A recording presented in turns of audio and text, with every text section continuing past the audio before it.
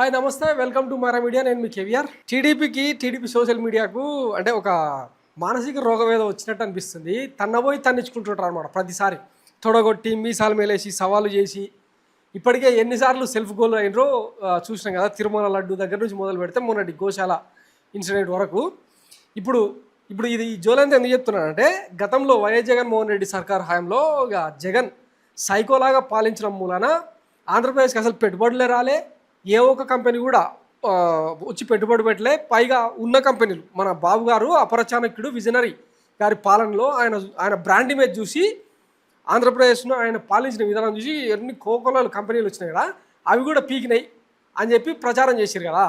తీరా ఇప్పుడు ఏమైంది, అదేదో ఉల్ఫా కంపెనీ ఉంది కదా, ఉర్సా, ఆ కంపెనీకి 99 పైసలకే మొత్తంగా 350-400 రూపాయలకు 60 ఎకరాల భూమి ఎట్లా అప్పగిస్తారు అని చెప్పి ఈరోజు ఈ మన లుచ్చ మీడియా, పచ్చ మీడియా ఈ వార్తలు రాయదు, వాళ్ళ కళ్ళకు కనపడవు, అవి వదిలేసేయండి. నేషనల్ మీడియా తుప్ప వస్తున్నారు. అసలు what's going in Andhra Pradesh, nation wants to know అని చెప్పి ఇంకా ఆర్నబ్ గోస్వామి లాంటి వాళ్ళంతా గాయి చేస్తా ఉన్నారు.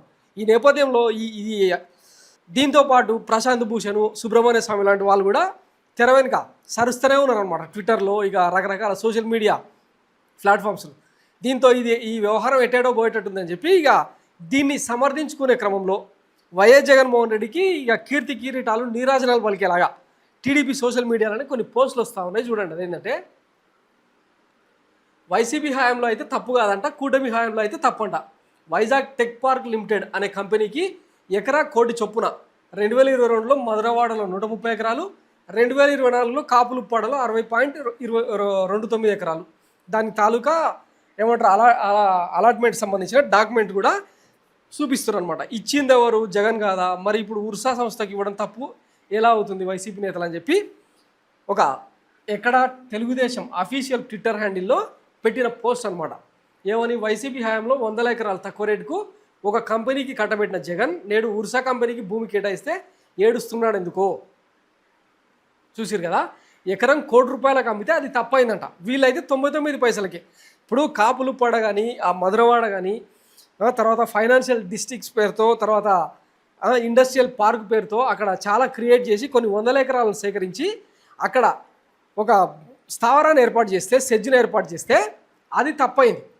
మరి ఇప్పుడు ఈ బూతులు వస్తాయి కానీ ఇంకా వీళ్ళే చెప్తున్నారు కదా, మరి ఈ పలు కంపెనీలకు ఇన్ని ఎకరాలు ₹1,00,00,000, అది కూడా 1-2 కాదు. గతంలో అంటే ఏ ప్రభుత్వం అయినా 3-4 కోట్లకు కేటాయించింది. సరే, ఆ వైజాగ్ను మరింత డెవలప్ చేసే క్రమంలో కొన్ని సబ్సిడీలు, రాయితీలు ఇవ్వాల్సి వచ్చిందని అనుకుందాం. సో కోటి ఎక్కువనా, మరి 99 పైసలు ఎక్కువనా? అసలు ఉర్సా అనే ఉల్ఫా కంపెనీ అడ్రస్ తాడుబొంగరం లేని కంపెనీకి అన్నెన్ని ఎకరాలు ఎట్లిస్తారా బాబు అని ఈరోజు వైడ్గా నేషనల్ మీడియా సైతం అడుగుతూ ఉంటే దానికి ఆన్సర్ లేదు. కానీ నువ్వు ₹1,00,00,000 ఇచ్చినావు, నీకు 11 సీట్లు వచ్చినాయి అనే దిక్కుమాల ప్రచారం. దీనికి కింద చూడండి, అప్పుడేమో అసలు కంపెనీనే రాలేదన్నారు, ఇప్పుడు వచ్చింది అంటున్నారు. పాయింట్ నెంబర్ 2, ఎకరా కోటికి ఇస్తే రచ్చ చేయాలి కానీ ఎకరా రూపాయికి ఇస్తే భజన చేయాలా? ఇదేం లాజిక్ రా స్వామి, ఇవేం దిక్కుమాలిన రాజకీయాలని. 1 crore ఎక్కడ, <99 పైసా, ₹1 ఎక్కడ, డిలీట్ చేయి. ఒరే పచ్చహామాసు, ఎకరా 99 పైసలకి ఎకరా ₹1,00,00,000 తేడా తెలియడం లేదా? జగన్ హయాంలో అసలు కంపెనీలే రాలేదని మొరిగారు కదా, 99 పైసల మీద మొరగరా మరి? ఒరే అబ్బాయి, ఏంద్రా నీ ఏడుపు? ఎకరా కోటి ఎక్కడ, ఎకరా రూపాయి ఎక్కడరా? ఏమైనా లాజిక్ ఉందా అసలు? ₹1,00,00,000 జగన్ ప్రభుత్వం అమ్మితే తప్పు, మీరేమో రూపాయికి అమ్మితే భజన చేస్తున్నారు. ఇదేం దిక్కుమాల సంతరా? జగన్ అసలు కంపెనీలే తీసుకురాలేదని కూర్చుంది నువ్వే కదా మళ్ళీ అని. ఇంచుమించు ₹1,40,000 కోట్ల విలువైన పెట్టుబడులు వైఎస్ జగన్ హయాంలో వచ్చినాయి. కానీ అవేవి ప్రచారంలోకి రాకుండా వీళ్ళ దిక్కుమాల, ఇప్పుడు అదేదో సామెత చెప్తారు కదా, నిజం గడప దాటేలోపు అబద్ధం మొత్తం ఊరంతా డప్పేసి వస్తుందని. అట్లా ఈ ప్రచారాన్ని నమ్మి ఆఖరికి వైజాగ్ వాసులు, ఉత్తరాంధ్ర వాసులు కూడా గుండుగుత్తగా కూటమికి గుద్దేశారు. తీరా ఇప్పుడు ఏమైంది, పప్పు బెల్లల్లాగా ఆఖరికి సమాధులలో శవాలు తవ్వి మరీ కేటాయింపులు చేస్తూ ఉన్నారు. ఇది కూటమి సర్కారు పాలన, విజనరీ చాణక్యుడి పాలన అనమాట. ఏపీలోనే కాదు, దేశంలోనే కాదు, ప్రపంచవ్యాప్తంగా ఎల్లో మీడియా పరువు గంగలో కలిసింది ఈ ఇన్సిడెంట్తో. ఏం చేస్తున్నారో, ఏం చెప్పదలుచుకున్నారో, ఏం చేయాలనుకుంటున్నారో వాళ్ళకి అర్థం కావట్లే. నిన్న మొన్నటి వరకు ఏపీలో అసలు కంపెనీలే రాలేదు, జగన్ ప్రభుత్వ హయాంలో ఒక్క కంపెనీ రాలేదు, ఉన్న కంపెనీలన్నీ పీకినాయి, వచ్చిన కంపెనీలన్నీ పారిపోయినాయి అంటూ ఉదరగొట్టారు కదా. ఇప్పుడేమో యూటర్న్ తీసుకున్నారు. ఇదంతా ఉర్సా మహిమ.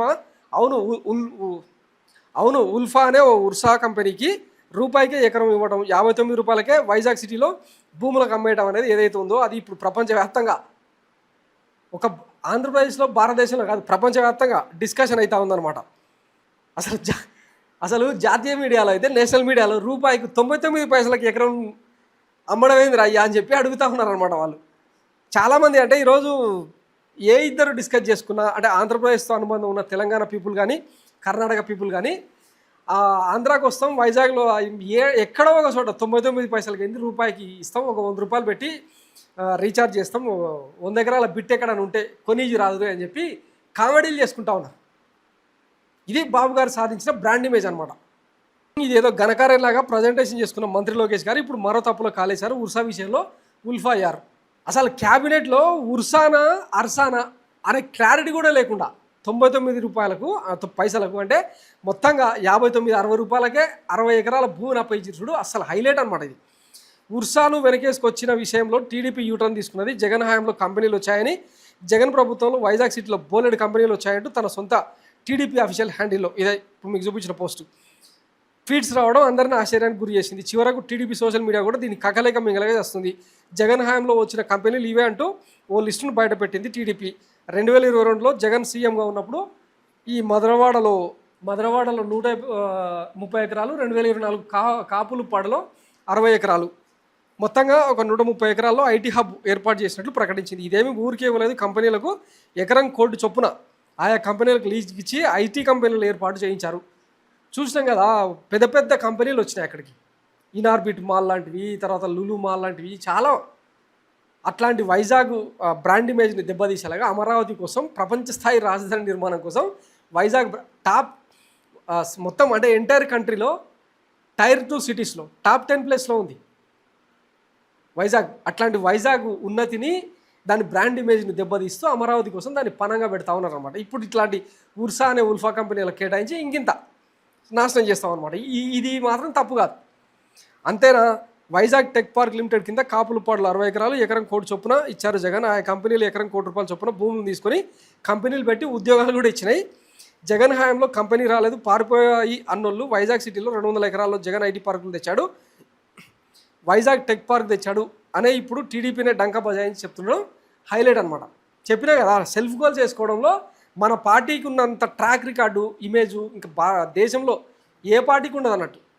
టీడీపీకి ఓటేస్తే మన మెడకు మనమే ఊరేసుకున్నట్టు ఇట్లాంటి కామెడీ డైలాగులు అన్నీ ఇంకెక్కడి నుంచి వచ్చినాయో తెలుసు కదా, అట్లా అనమాట. ఇప్పుడు కూడా ఇది అంతే. సో ఇంకా ఎన్నెన్ని విచిత్రాలు, ఇంకా ఎన్నెన్ని చూడాలనో ఈ 5 ఏళ్లలో వేచి చూద్దాం. Thanks for watching Myra media. నేను మీ కేవీఆర్. Thank you.